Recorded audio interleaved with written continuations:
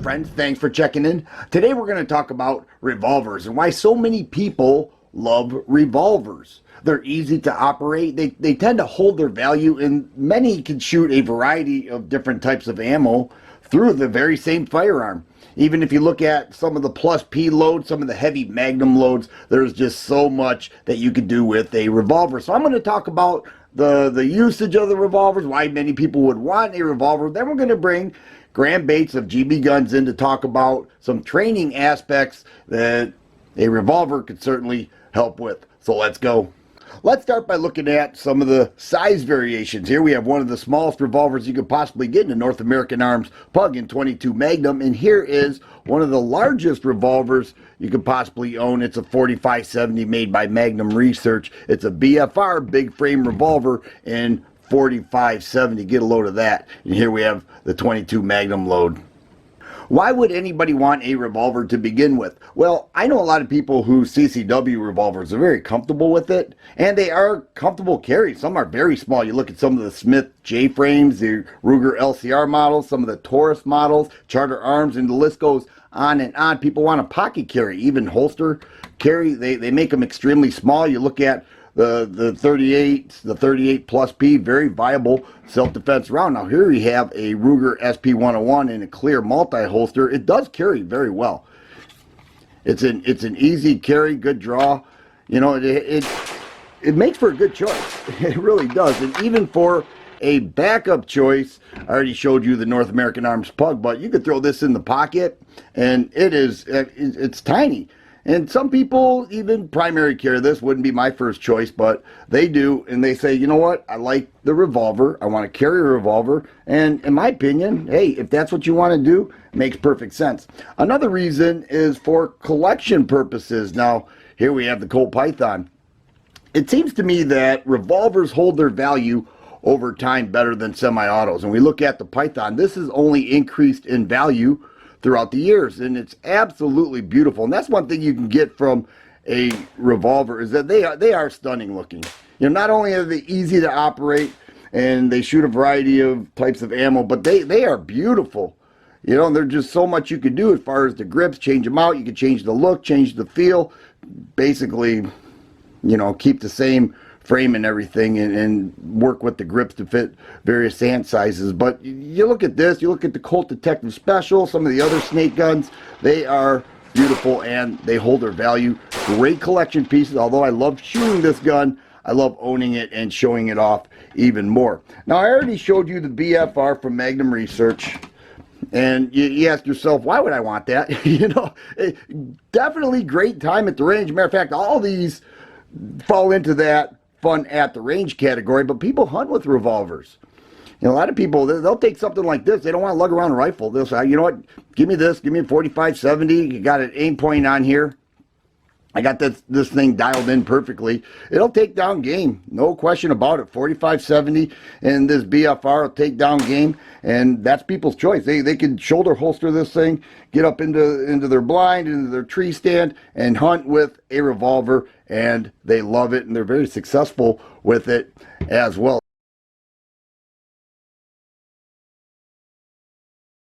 The efficiency of a revolver is amazing. There's really not much you have to do. There are no buttons or levers to manipulate, no magazine, obviously.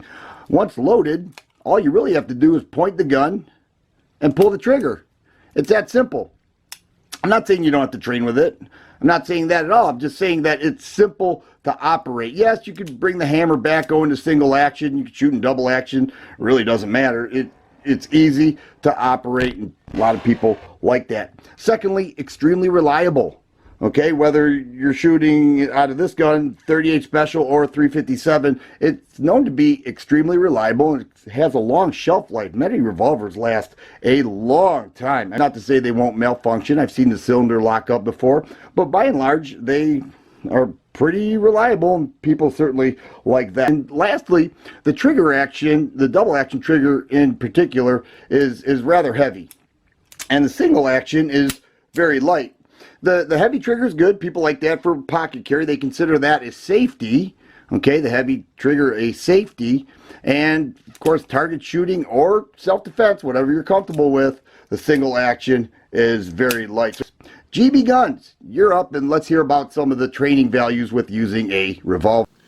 So Dan and I were talking the other day about the age-old debate of why are revolvers still around, right? Your semi-auto typically can carry more rounds or be smaller, lighter, quicker shooting to an untrained shooter or a lesser trained shooter. I have to say that because if you've ever watched cowboy action, you've seen guns like these sling lead quick. But for the layman like us, what value remains in revolvers? Now Dan's had some good points about the defensive attributes and values to them. I wanted to go over the training aspects. And while I do that, I'm going to load some snap caps in here. And you might notice that loading this thing is not quick. Unloading is about the same speed. So I argue that when loading and unloading takes this long, you tend to value your shots a bit more and make them count a bit more because it's going to be all that more effort to get the next shot off. You end up shooting slower, or at least taking your time while you're out shooting. So a box of 50 rounds actually lasts a whole lot longer in a 6-shooter than it does in your average semi-auto. That helps keep the training costs down.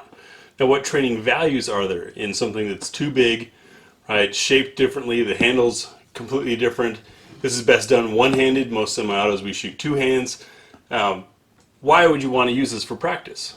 Well, I'll show you one thing that you can't replicate on your Glock, no matter whose fancy trigger you put in.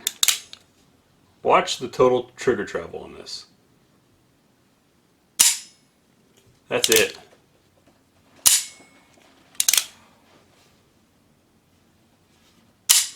It moves a wee bit and then it fires, and that's all. And now this is an untuned standard Uberti model. If you've seen our videos, the Taylors & Company tuned one. 2-pound trigger. You have pressure on it and it fires. That's it. So what that lets you do is stop worrying about the trigger so much and actually focus on your sights and your sight picture.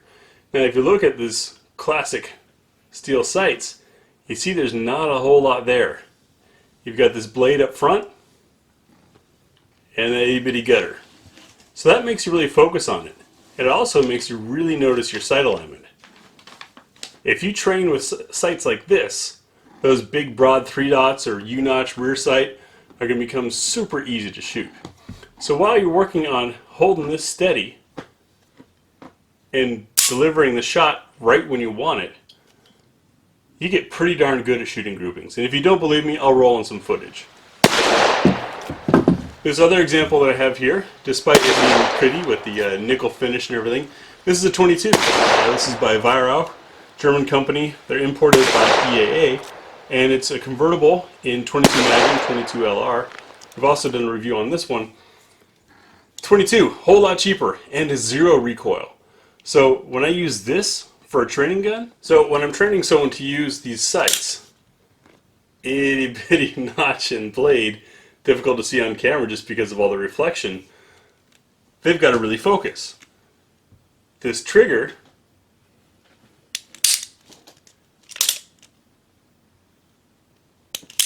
takes all of the guesswork out of the trigger, and the weight of this gun, the Weirau guns actually weigh about the same as a standard 1873 Colt, combined with the little 22, take all the recoil out of it.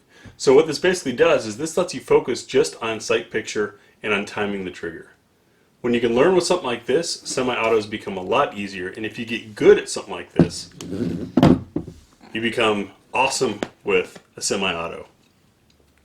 Those are my reasons for having these guns and the other revolvers that we have that are all 1873s, all 140 plus years outdated, right, by technology as far as a fighting gun. But for a shooting gun, they're a whole lot of fun.